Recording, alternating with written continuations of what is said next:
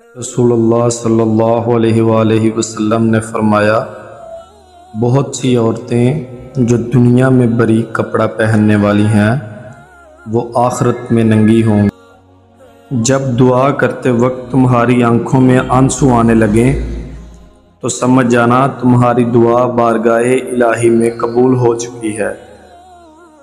جب اداس ہو اور وجہ بھی سمجھ نہ آ رہی ہو، سورۃ رحمان پڑھ لیا کرو، دل کو سکون آ جائے گا۔ زبان سے نکلے ہوئے الفاظ جسم کو نہیں بلکہ روح کو زخمی کرتے ہیں۔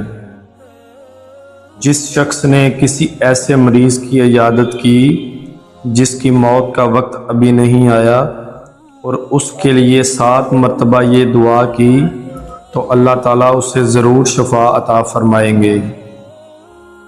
بہت عظیم ہے